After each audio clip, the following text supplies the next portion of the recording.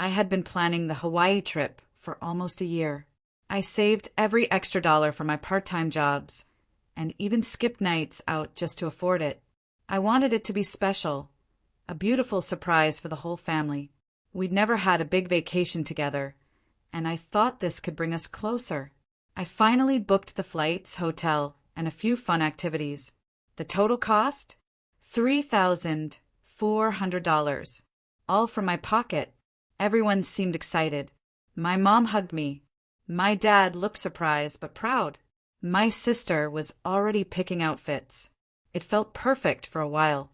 Then, 1 week before the trip, my sister came home with her fiancé and casually announced that he was coming with us. I was shocked. No one had talked to me about this. I told them I already booked everything for 4 people. Mom, dad, sister, and me. The rooms, the flights, all of it. But instead of understanding, my dad looked annoyed. He said, "Come on, don't be difficult. You'll have other chances to travel." I asked, "What do you mean?" That's when he said it. "Let your sister's fiancé take your place. You can stay behind." My heart dropped. I couldn't believe what I was hearing. I tried to remind him that I paid for the entire trip. He shrugged it off and said, "You still live here, don't you? Consider it a gift to the family." My sister didn't say a word, just smiled at her fiancé. Mom looked uncomfortable, but stayed quiet. The next day, I saw the trip group chat renamed. I was removed from it. My ticket was canceled and rebooked in the fiancé's name. I sat alone in my room while they packed their bags with excitement. As they left for the airport, my dad said, "Thanks again, kiddo. You did a good thing." I didn't reply. I was numb. I watched their pictures online. Beaches, dinners, sunsets. All the things I had planned without me. They thought they got away with it. But something happened during the trip they never expected. And that changed everything. For months, I worked extra hours and skipped anything fun just to save money. I had one goal: take my family on a once-in-a-lifetime trip to Hawaii. I didn't want any gifts in return. I just wanted us to have happy memories together. So when I finally had enough, I booked everything myself. The flights, the hotel, even a special dinner cruise. It cost me $3,400, but I felt proud. I surprised everyone with the news and they were excited, or so I thought. Everything was fine until a few days later, when my sister's fiancé suddenly got involved. He hadn't helped with planning or money, but now he was giving ideas and acting like he was in charge. One evening, my dad sat me down and said, "We've been thinking it might be better if you let your sister's fiancé go instead of you." I stared at him, confused. He continued, "You'll have other chances. He's family now." I laughed, thinking he was joking, but he was serious. I reminded him, "Dad, I paid for this. Every cent. I booked it all." He brushed it off. "That's why it's so generous of you. You did a great thing." My mom looked at me, but said nothing. My sister just stood there, smirking. I was told not to make a scene. They said I was being selfish, that it was just a trip.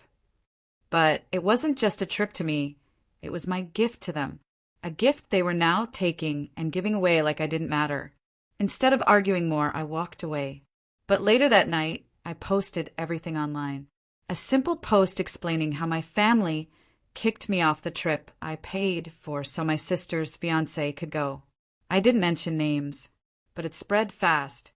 Within hours, people were commenting, sharing, and tagging me in support.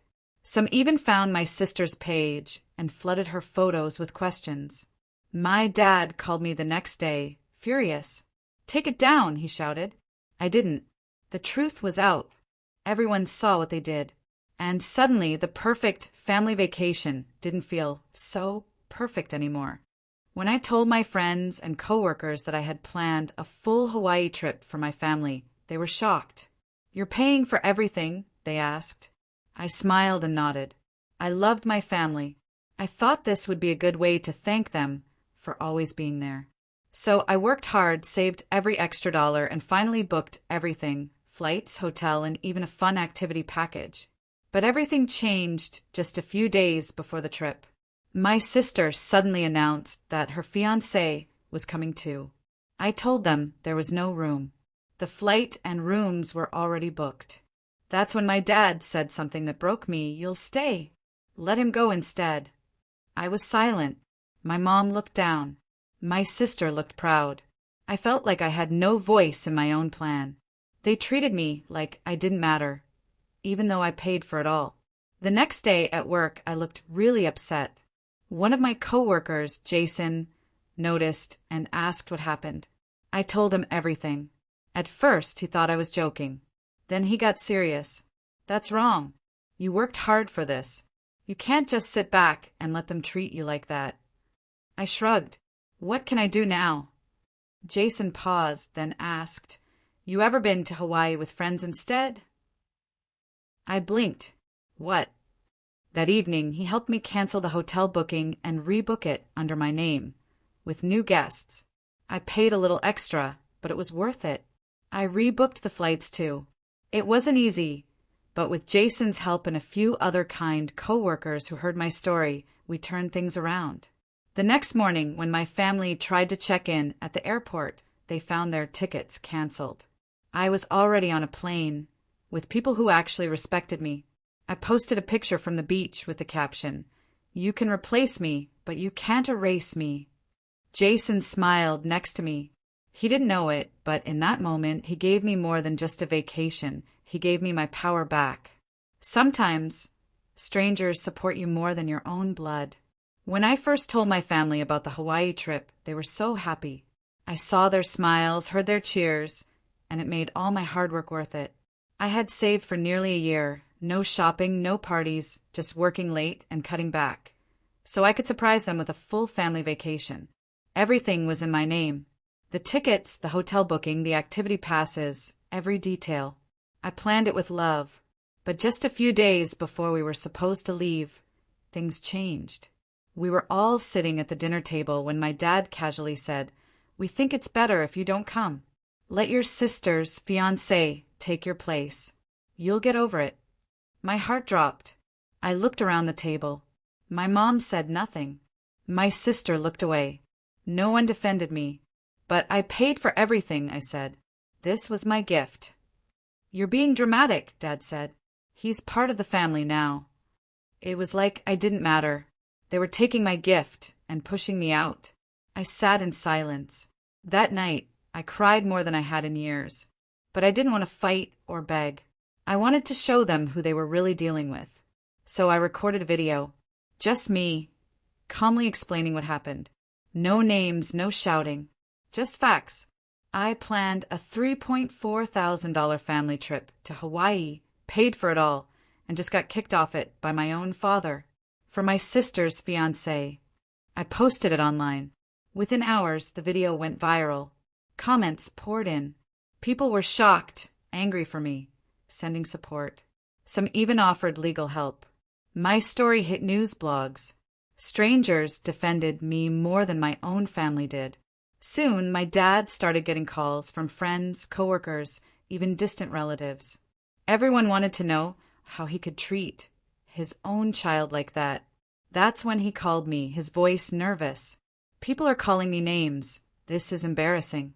Can you take it down?" I calmly replied, "No, Dad. That's how I felt when you replaced me." He had embarrassed me in private. Now the truth was public, and it wasn't me who looked bad anymore. I had always been the kind of person who quietly gave more than I received. That's why I decided to gift my family a dream vacation to Hawaii. I saved up $3,400 by working overtime, skipping fun weekends, and saying no to small things, just so I could say yes to something big for the people I loved. I thought they would appreciate it. I thought they would see how much I cared. But just before the trip, something unexpected happened. My sister told everyone her fiancé would be joining us. I reminded them the seats were already booked and everything was set. There was no extra room. But my dad said coldly, "Let him take your spot. It's not a big deal." I was shocked. "But I paid for this trip," I said. "How can you take me out of something I planned?" "You're being selfish," my sister added. Let someone else enjoy for once. That's when it hit me. They didn't respect me. They were using me. So instead of crying or arguing, I went quiet. But I wasn't done. I took back control. Since the bookings were in my name, I called the airline and canceled the tickets. I rebooked one for myself. Then I changed the hotel reservation, removed their names, and added mine. I lost a little money, but it was worth it. I booked a spa package, a private tour, and made a new plan. I didn't tell anyone. On the day of the flight, I left early.